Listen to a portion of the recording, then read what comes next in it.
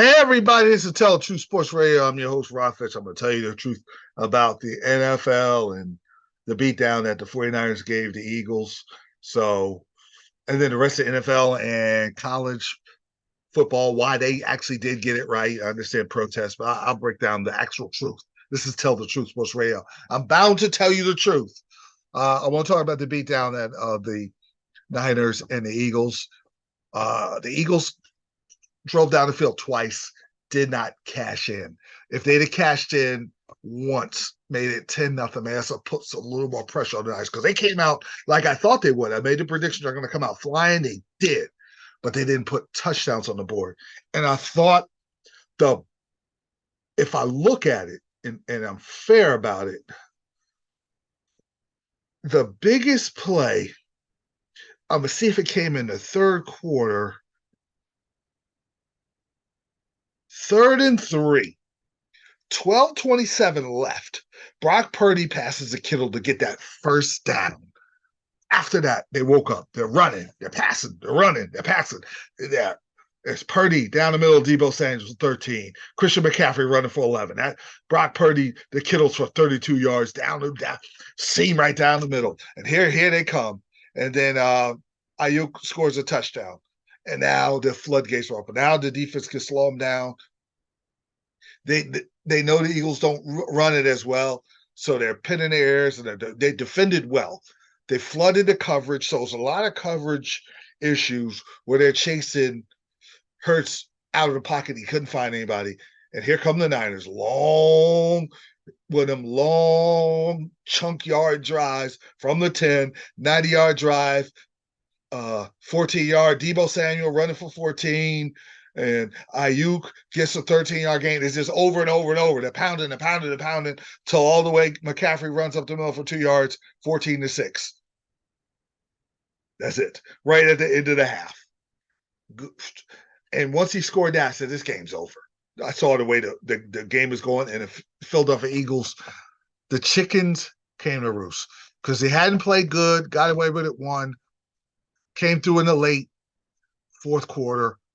That wasn't going to happen because the Niners are built to blow you out. The Niners are built to stay ahead. And I say it's in a good way. They're front runners, but in a good way, not where they're these characterless. They're front runners because they're very good at getting the lead and putting you away. They're Mike Tyson. They're getting you out in the first and second round with body shots and head shots, and you're not going to be able to take that.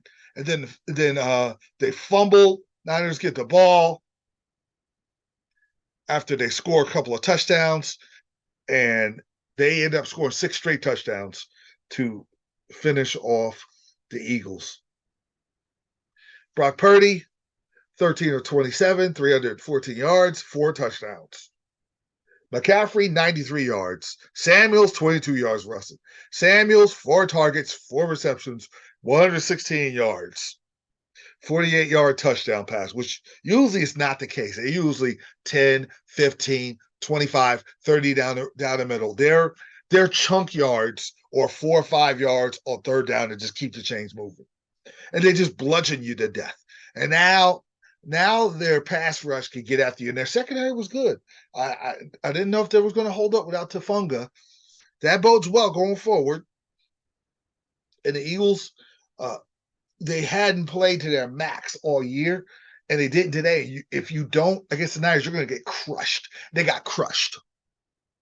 And Purdy was 26 of 45, and just a TD. And Swift has 13 yards rushing.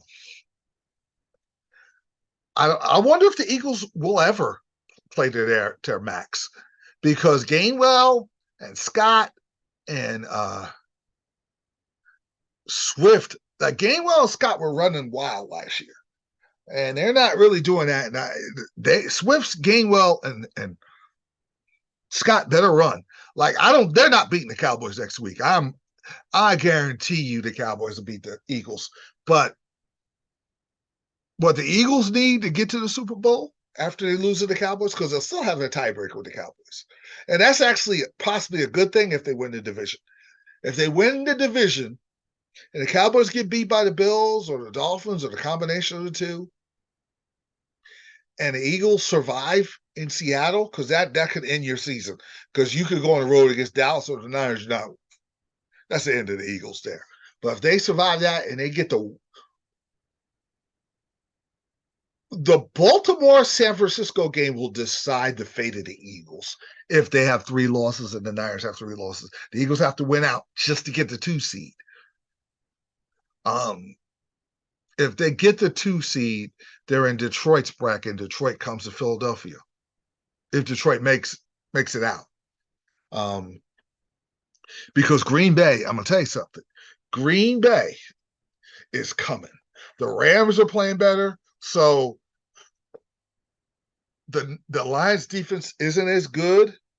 So I will say this: the Lions could get clipped in the first round, as good as their season is, if they run into the wrong team. If they run into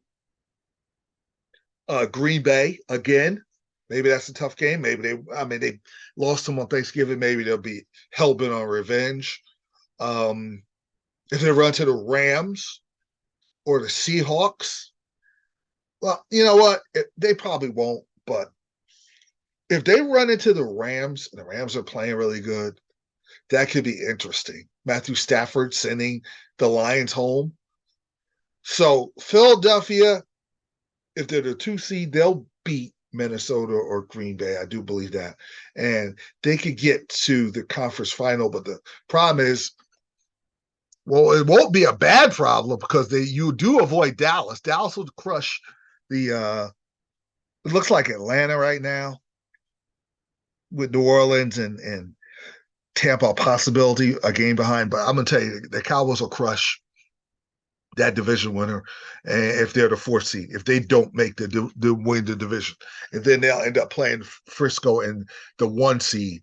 And now, what could happen for the Eagles is you lose to the Cowboys, so that means the Cowboys outplayed you twice, and then maybe the Cowboys pull off an upset against the Niners, and then you play in the NFC Championship with hell bent on revenge against the Cowboys, and now the Cowboys have to outplay you a 3rd time, which is tough because Cowboys and the Eagles and Niners are close to being even. I know everybody's gonna say their Niners are 20 to 30 points better than the Eagles. I don't think that.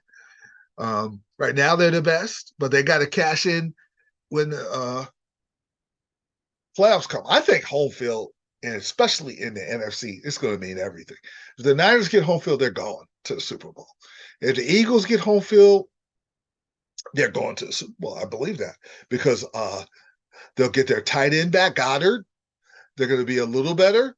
The teams, if they take care of the teams they're supposed to, they'll be on a good roll.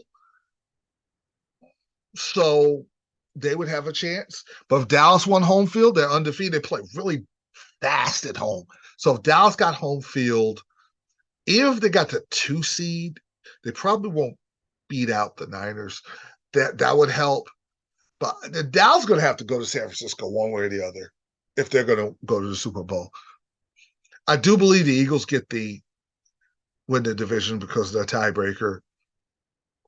Because going to Miami, going to Buffalo, hot and cold areas, and that's going to be tough. And then the Cowboys are going to mop the floor with the rest of the. Well, Detroit could be competitive, but I think they're going to be the 4th seed, and the Eagles. I'm not sure. It depends on the Baltimore. Now, the Eagles can't lose to Seattle. I'll guarantee the Niners the 1 seed. But if they could survive, they're losing to Dallas this week. But if they could survive Seattle and avoid a 3-game losing streak, they'll take care of business with the Cardinals and Giants. And then that at least guarantees them the 2 seed. But the Niners, it comes down to beating Lamar Jackson at home because they're not losing to any other teams on that schedule. But if Lamar Jackson catches fire and does what the Bengals did to them in Frisco with Burrow, that's a possibility. Then what that would do, that would send the Niners back to Philadelphia. And I think it's a totally different game if they're coming back to Philly to try to blow them out again in Philly. I don't see that. But Philadelphia goes to Frisco. It's a little closer game, but Frisco's at home, and I would almost put money on the Niners. So you have that three, and I think Detroit's good. They're not quite ready yet defensively.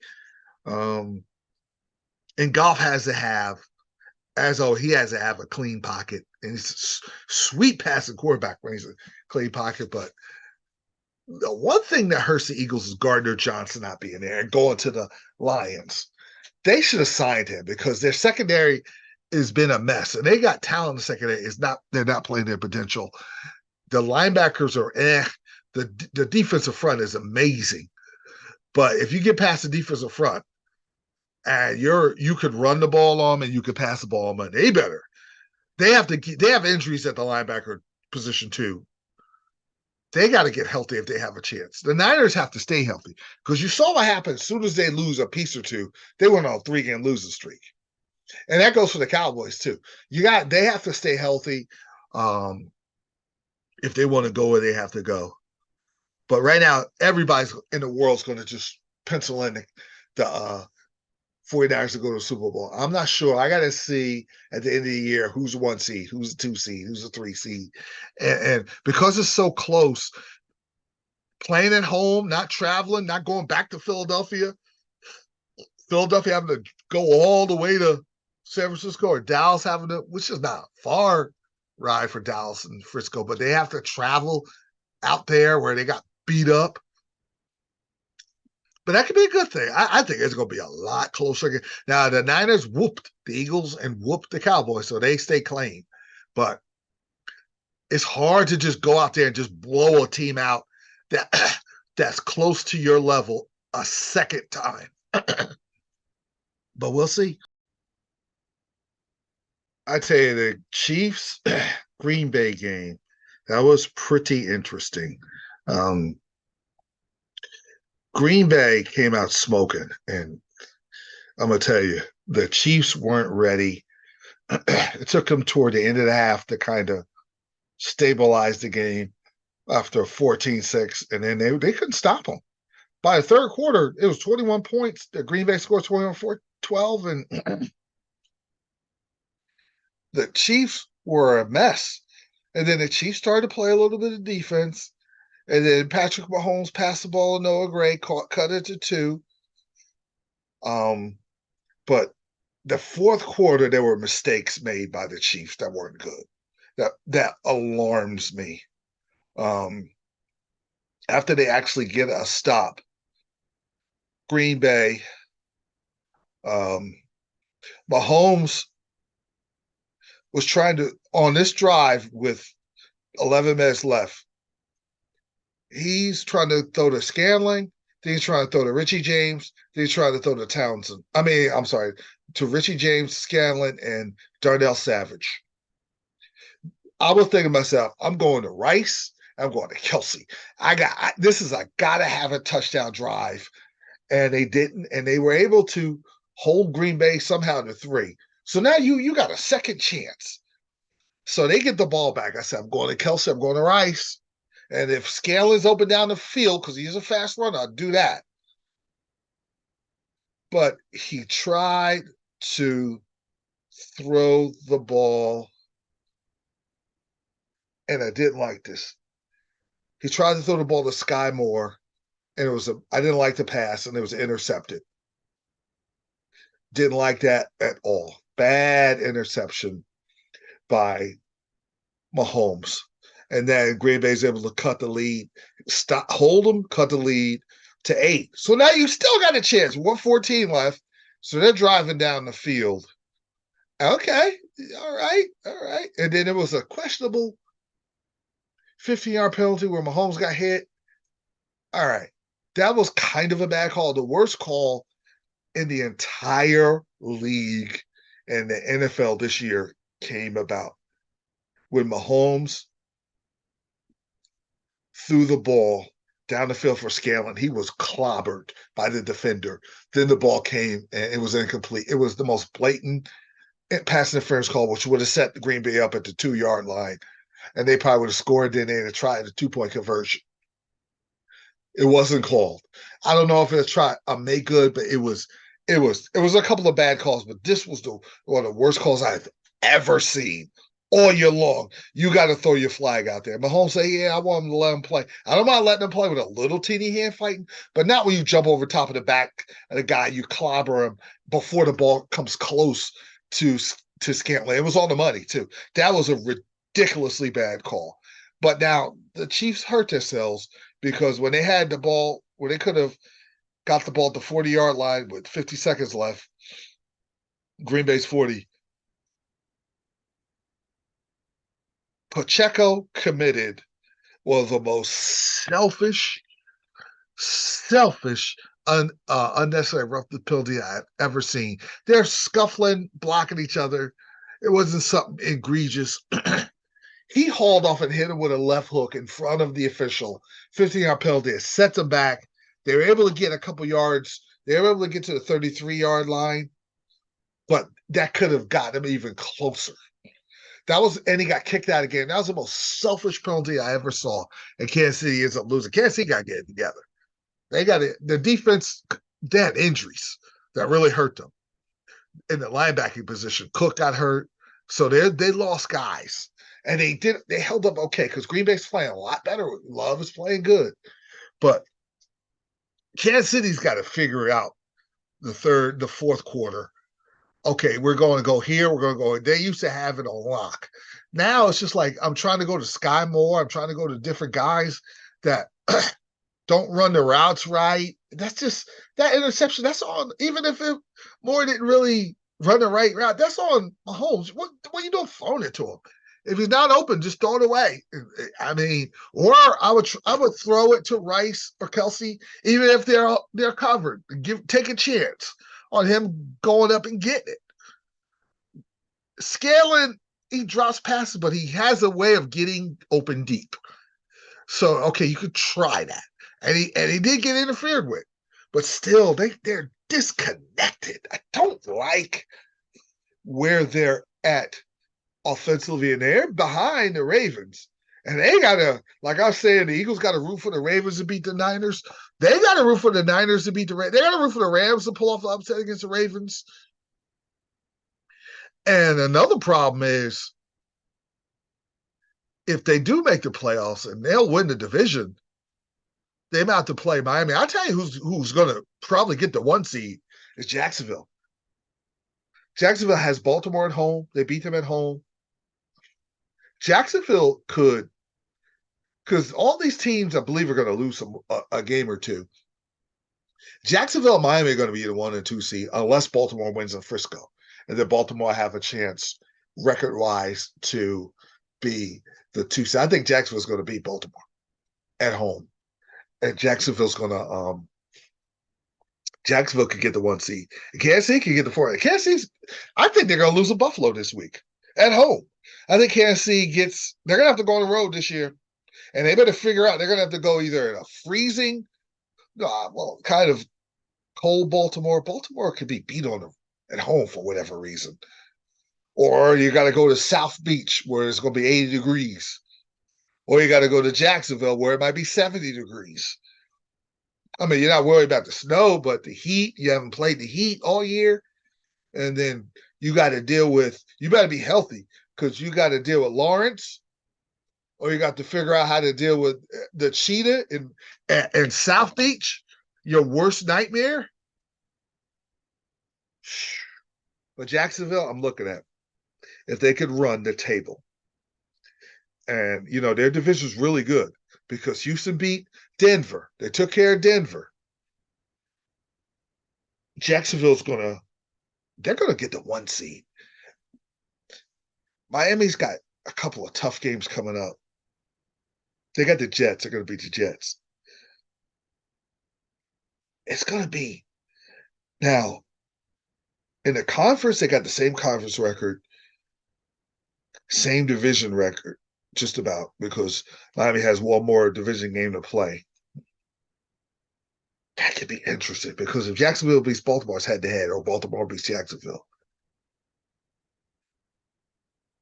I just got a hunch Jacksonville's going to get this 1 seed, man. At Tennessee will figure out how to lose that game. They'll beat Tampa. They'll beat Carolina. They're going to run the table. They're going to run the table. I'm looking at the games. They got Cincinnati at home without Burrow. At Cleveland, they're going to. If they play well, they'll beat Cleveland. Cleveland defensively at home, that could be tricky. They take care of Cleveland. They beat Baltimore. They beat Tampa. They beat Carolina. And then Tennessee. And Tennessee will play them tough, but Tennessee just knows how to lose now, like they did in Indianapolis. Now, as far as the wild card,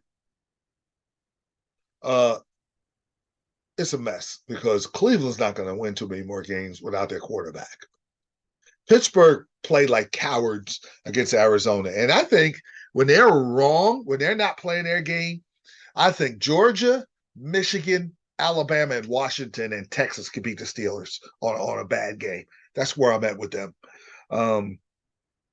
But somehow they're sitting in the top of the wild card, and they play another team that plays like cowards and quit. The Steelers quit yesterday in the second half, but New England quit.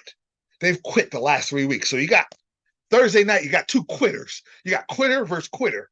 So I think the Steelers will win 6-3 in that game. And then they'll get crushed by the Colts. I hate to say this about my own team.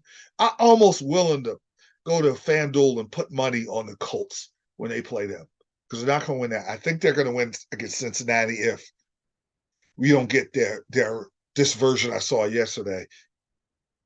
They might make the wild card by default, but I'm going to tell you who's going to make it. I believe Buffalo's going to make it, and Houston's going to make it. Buffalo and Houston are going to make it. So that means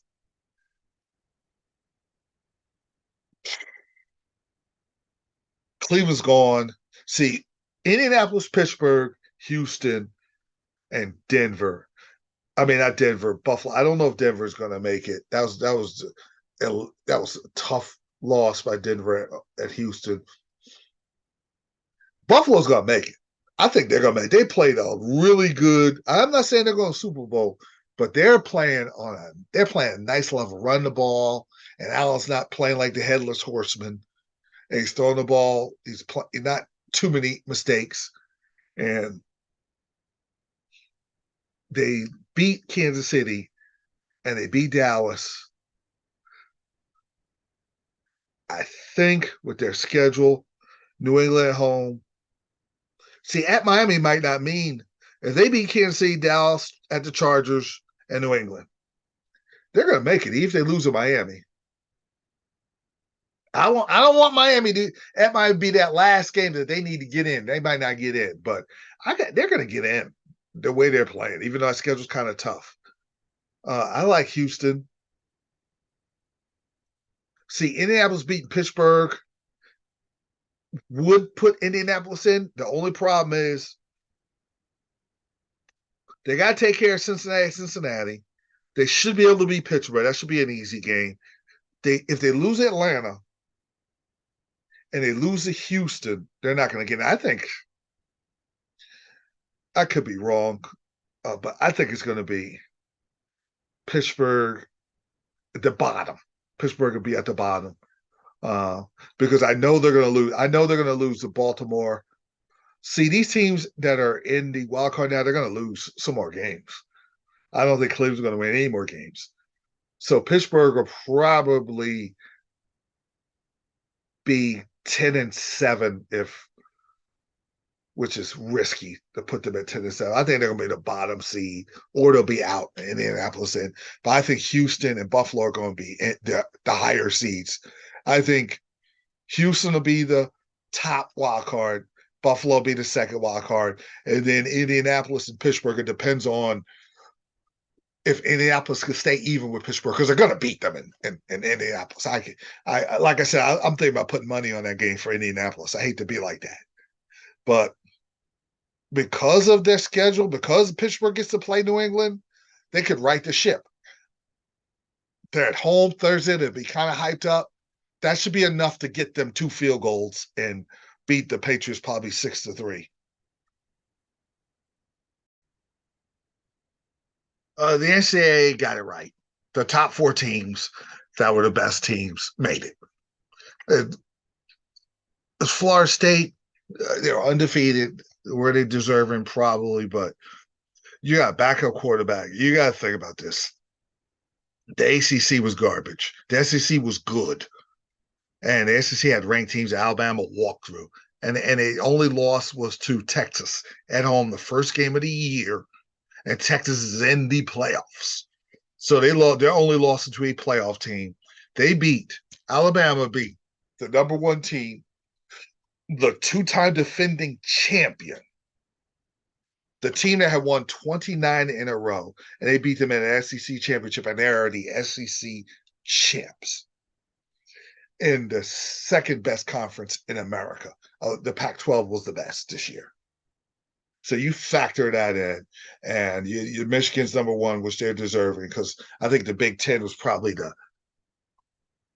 3rd best, and then you have the Big 12, and then maybe the ACC. That's how bad the ACC was, because Clemson was trash, Duke was okay, and then there's nothing there. And it's congratulations on going undefeated. If their quarterback is healthy, they're in, regardless of whether I would feel like they deserve or not. But not having your backup quarterback, having your quarterback, the backup's not really good. They can't score any points. You're just, because you want to reward them and put them in. Michigan would have destroyed them without, and now you got a waste of a semifinal game. It's the truth. I'm sorry. If you're a Florida State fan, you have to tell the truth. The bias or nothing. That's just the truth. They're the 4 teams. These are the 4 best teams. You want to do now? Next year, it'll be a 12-team playoff. Okay, number 13 is going to be mad, but you don't care as much. Number 5 is upset. I got you. I understand. You went undefeated. A lot of undefeated teams that didn't that felt like they deserved to get in over the years, man. So but here the committee got right. You got some great matchups. Alabama beat Georgia. I picked Georgia. I was wrong. I mean, they pretty much led after being down 7-0. They led from start to finish, and they took care of business. Milroe did what he had to do, 13 of 23 and 192 yards and 2 touchdowns and 155-yard QB rate against that defense. And Williams ran for 60. When you got Rondell Williams running for 64 yards against that defense, and Isaiah Bond is great, and Burton is great, and Miller was fantastic, and they're coming together. The defense, this is all sophomores. This is one of the best coaching jobs that Nick Saban ever did. And I don't know if they're going to beat Michigan or Texas or Washington, but man, getting there and they deserve to get there. This is the truth. Sometimes the truth makes people uncomfortable. Sometimes the truth makes people happy. Sometimes the truth angers people. Sometimes the truth gives joy, but the truth is the truth, whether I say it or not. And I'm going to speak the truth on this show. And they deserve to get in. Michigan deserved to get in. Texas deserved to get in, even with 1 loss. They took care of business. And Washington definitely deserved to get in the best conference in America, going undefeated. So Texas and Washington is going to be explosive. Alabama and Michigan's the name game, but don't sleep on Texas and Washington, man. I think that's going to be a great game too. You got J.J. McCarthy and Milroe playing probably really good. And then you got the 2 quarterbacks in Washington and Texas. Whew. Man, that's as good as you could get as far as a matchup for the finals. It's going to be a really good semifinals and a really good competitive final.